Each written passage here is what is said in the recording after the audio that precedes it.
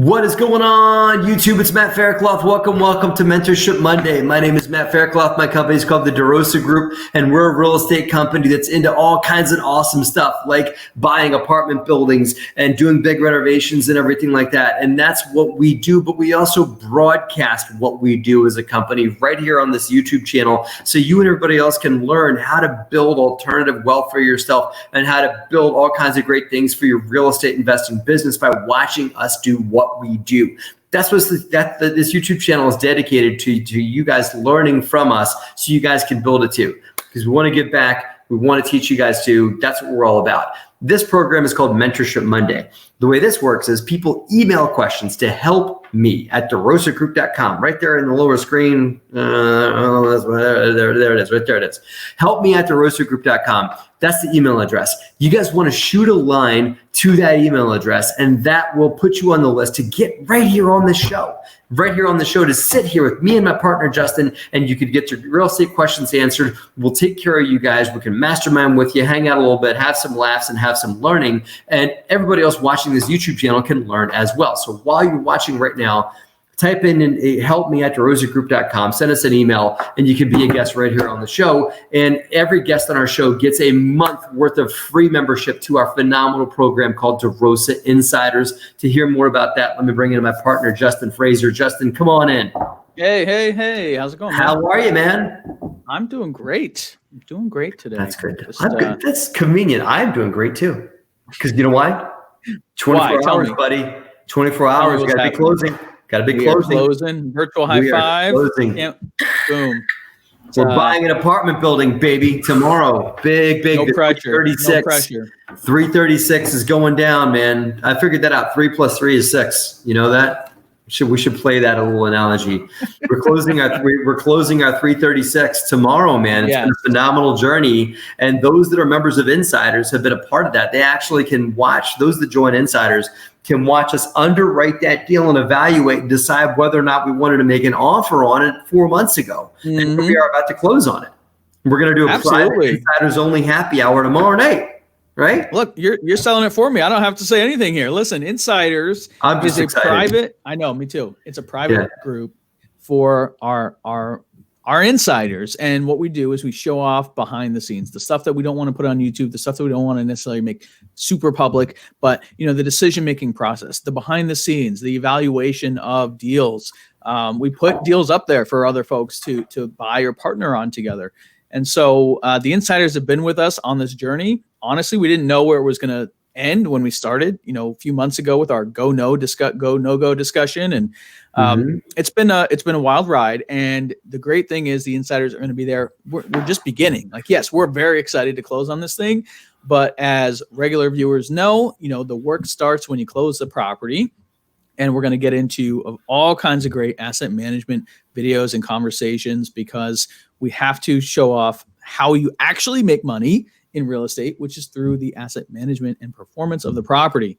And so I'm so excited, because that's my section of the business, and we get to show it off, and the insiders get to come along with us. It's a great journey. I mean, they get to learn while watching us do, but also learn while doing too.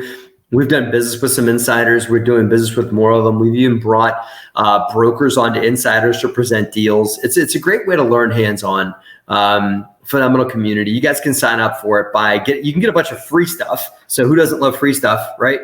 Raise your hand if you love free things, So we put together a big basket of free stuff for you guys that you get by just taking up your handy dandy cell phone and texting the word DeRosa, our company name, DEROSA, to 66866 is the number. Send that over. You get a bunch of free stuff. And you also get a link to join Insiders. Or if you want to just hop on in, you can just join Insiders by going to DeRosaGroup.com/insiders. It is a whopping $24 per month.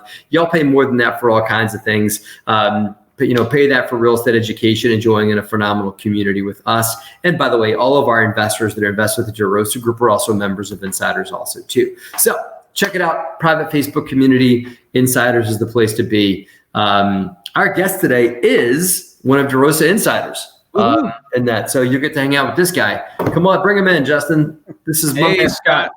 Hey, hello Scott. there, Matt. Here's everybody. How are you, brother? I'm doing good. That's good. I'm going to congratulations on closing on your 336 unit. Yeah. Closing tomorrow, man. Yeah, as they say, God willing and the creek don't rise, man. Tomorrow we're doing it. Right. So yeah, man, thank you for that. I know you've been watching that process a lot through insiders and watching it unfold and everything like that. So we're pumped to have you part of our community, and you and I are doing some great work down in Trenton together and everything like that. So excited to have you as one of our investors and part of our communities. But I know you had a question that pertains to working with folks. So let's get to it, man. What do you got? My question really revolves around passive investing as a limited partner. And there's lots of places, lots of people that might be offering deals. But how do you vet those sponsors? How do you know that you can trust those sponsors? That's the root of the question. Right. So once you've drank the Kool-Aid and realized that Wall Street is not the only place to build your wealth, then you got to make that decision of, okay, well, now I'm in. I get it. I want to invest into syndication or invest with an operator that I can touch and feel and have their. I mean, Scott's got my cell phone number, so he can. Those that you invest with, you end up having a tighter relationship with than the CEO from Microsoft or in some ways even your financial planner, because you can be a little more active in where your money's going and things you're up to, right? Or at least with us that you can. But the question is, where do you go? Right. I get that. I feel it, Scott. And I've done some passive investing on my own. Some ended up well and some ended up not so well because I chose the wrong operator. So I feel it. What I would say, and before I should plug a good friend of mine's book that's about this. And that's Brian Burke. Who's a fellow Bigger Pockets contributor. Justin and I are good buddies with him. He's a phenomenal guy, great operator, has thousands of multifamily under management, also manages a bunch of fix and flips. And he wrote a book called The Hands Off Investor. That's a Bigger Pockets book. It's a great book. So you should pick that up because it's a $20 investment in your own education. But that book is about picking the right operators. And it's also, it's gloves off. I mean, he talks about how operators can dupe you and that. And so not like in a scare tactic way, but things to look out for and levers that operators can pull to tweak IRR and things like that to make things look a little sunnier and happier than they actually are. So that's Brian Burke's book. So that's my 2 cents. Justin, what are some thoughts you've had on how folks like Scott that want to be passive? Scott, I happen to know Scott and his wife both love what they do, and that, which by the way, Scott, I want to make sure we plug your wife's website for her soap business for the 25,000 people that are watching so they can all pick up a bar of soap and that from you guys, because they make phenomenal soap made from goat's milk. It's incredible. My son loves it. I love it. It's good stuff. But anyway, for folks that love what they do, Justin, what they don't want. I mean, Scott, as I understand talking to you, man, you're 100% fine being passive investor. You don't ever want to quit and do this full time. And there's many people like you out there. Oh yeah, so what do people do? I work a full-time job. I work as an engineer for a semiconductor company, which I'm very happy at doing that. And I do have a duplex that I own locally to me. And one of the biggest things I learned out of that is I don't want to be the landlord. For sure. So I'd much rather invest passively. So Scott, I'm going to assume a few things, right? You like what you're doing, right? You already said you don't like being a landlord. You don't like having your hands in it. And that's great. That's perfectly okay. So, for you've got to figure out who do you know, like, and trust before you make an investment decision, right? And we hear those words a lot. And so from our perspective, we're always thinking, how do I get more people to know me, like me, and trust me? And so, for you, let's say you're starting fresh. You're like, I want to invest in somebody's deal. I love real estate. I want to be in a syndication. Well, who, right? And that's really the question that you're asking. So we start with who do you know, right? And know is a very broad term, but who do you know in terms of what podcasts are you listening to, right? Are you listening to, my podcast, Matt's YouTube channel? Are you listening to any great operator? Lots of operators have podcasts for this very reason, because they're trying to get the word out so that more and more people know them. So once you know me, right, you've heard of me basically, right? Now you have to like me and trust me, which is the next level. And so maybe you're going to reach out and schedule a call with me. And what's that process like? Do I get back to you in time? Do I blow you off for a while and catch up later on? Am I someone that is willing to give you, 30 minutes of my time, an hour to sit down and have a Zoom call or an in-person meeting and talk about what we do and how we operate? And so, you start to pick up on building sort of this resume of know, like, and trust through all the little interactions that we can have over and over again. Okay. Some of that is what I have been doing. I have been listening to some podcasts, and one that you did, Justin, in particular with Shannon Ludlow, that really kind of got me going and looking at some of this and looking for operators. And I have listened to a number of the podcasts, and I have reached out and had a couple of those conversations with people. Great.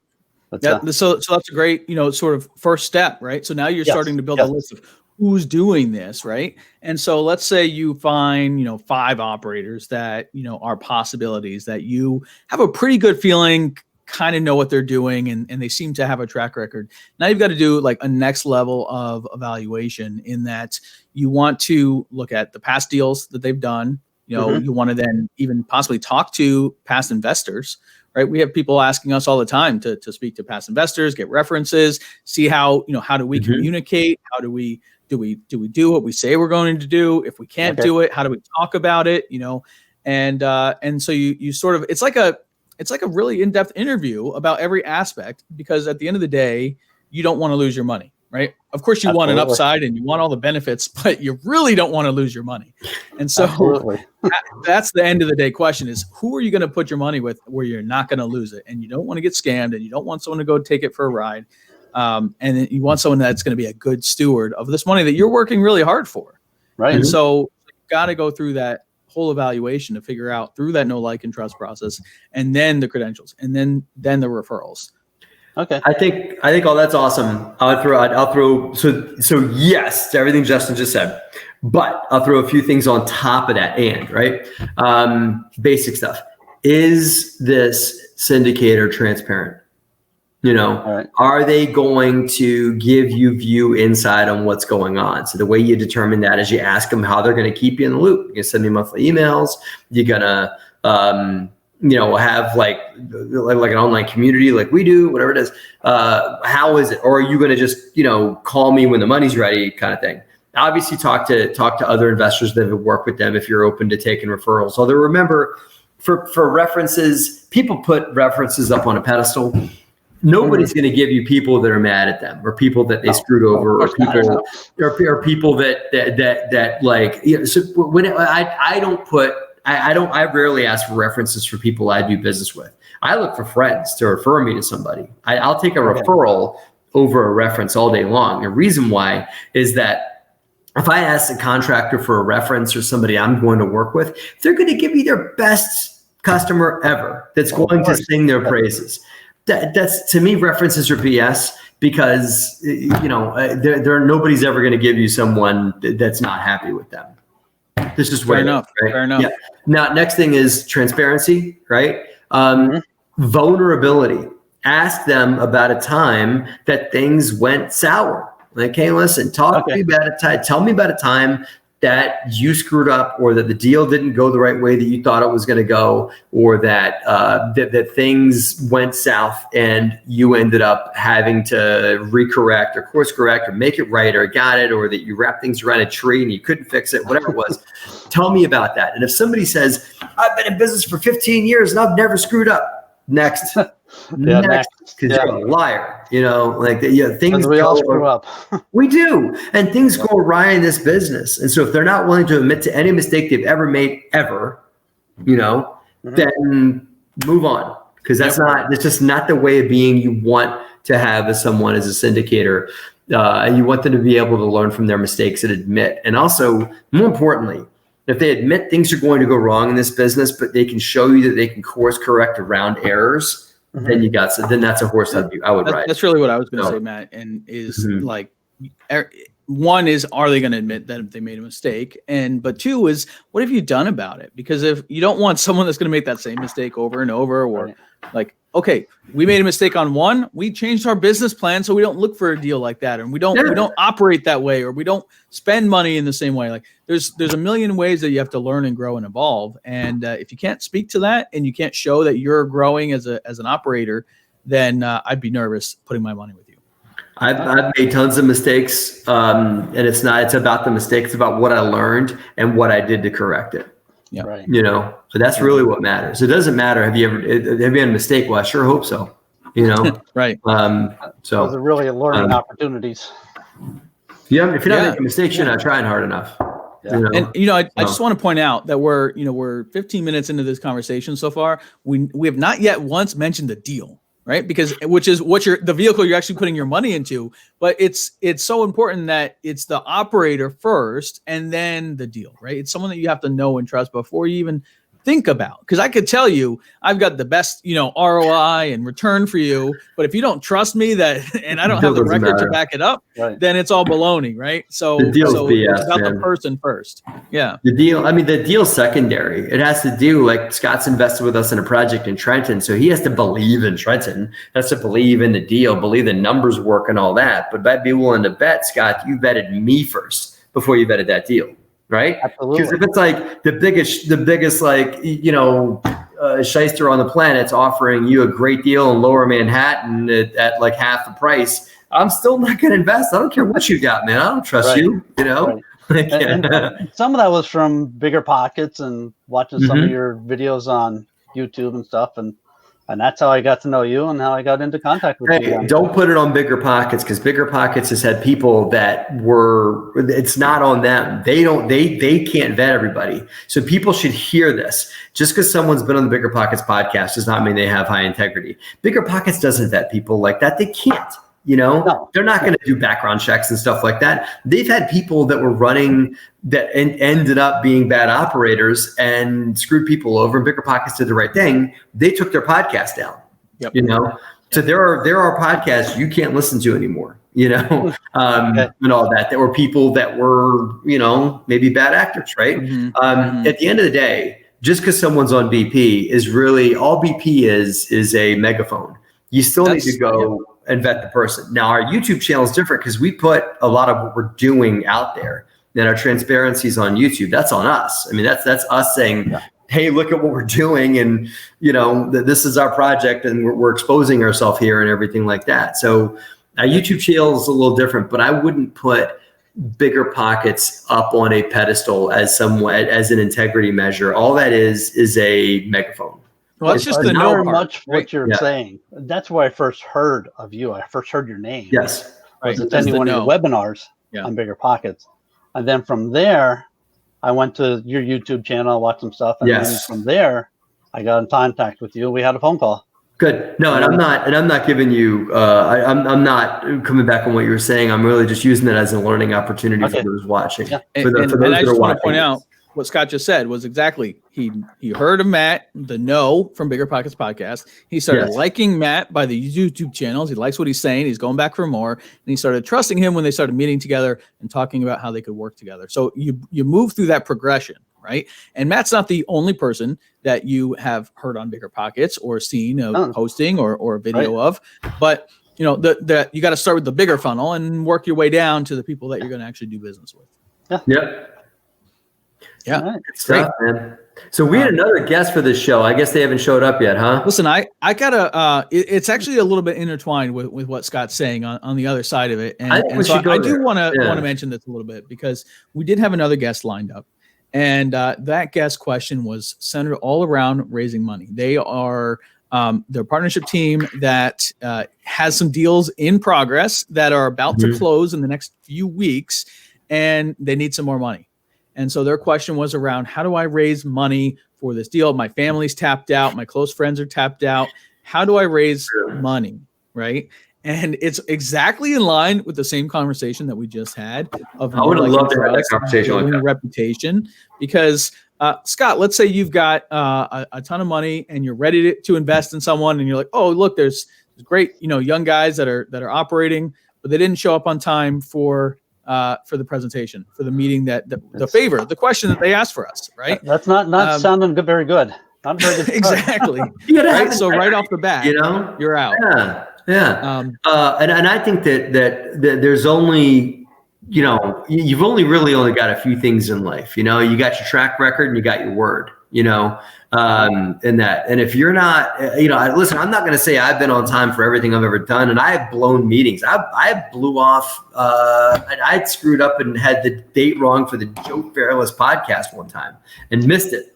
So I couldn't go on the Joe Fairless podcast, but I cleaned it up immediately and I called him, apologized, whatever. And I was very embarrassed about that. But if you just kind of operate haphazardly through life, that maybe you make appointments, maybe you don't.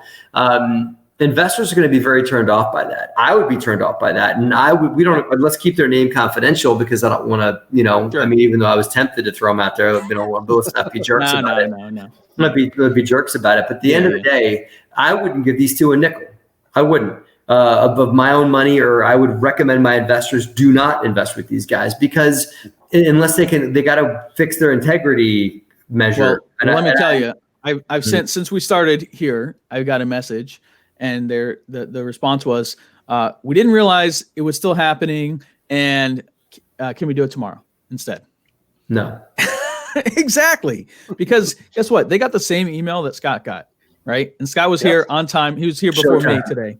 Right? Opportunity knocks once, man. Opportunity knocks once, and we could have helped those dudes and put them on. A calendar invite. You got a follow up from where it's just like there's a whole process. 25,000 people. I could have put them in front of 25,000 people to talk about their deal and to talk about it and everything like that. So the lesson learned is you have to show up. You have to do what you're going to say. And I'm actually even more upset about the response that I got of let's just do it tomorrow, because that's it's not right. That's not how you ask about that for a second. If you've got an investor that wants to put 50K, 100K into your deal, and you can't get your act together to get on Spotlight and have a one-on-one call with them, right? Number one. And you're like, okay, can we do it tomorrow? I don't know, man. You don't really respect other people's time in that. And I know these guys are younger, but guess what? I've seen people that are around their age, early 20s, operate at high level integrity. So you can't write it off to that either. So people can change in that. And I used to not honor my word as much as I do now in that. But it's important to learn that lesson early in life if you want to be successful, is that your word is one of the few things you got. And if you honor your word and are integrity and are willing to be vulnerable with people about mistakes you've made, then honor your word. And when you do something, do it.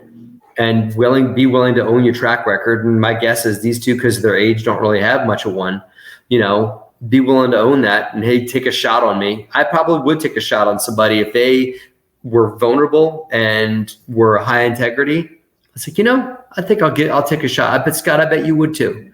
You might not need to see 15 years worth of experience like I have. It's like, hey, listen, if you seem like you're willing to be vulnerable about it and be transparent and be honest, I'll give a shot. Listen, at the end of the day, open to that, sure. Yeah. And at the end of the day, it's like if you don't have the experience, you got to make up for it and be really on point with everything else. You really got to be. I got no experience. I can't show up on time to things. Right. I don't value other people's time. Right. So, you can get away with maybe not having one of those things. Right. And I'm going to give Justin a song and dance about the deal that I got, and everything like that. Right. Yeah. It's like, no. Right.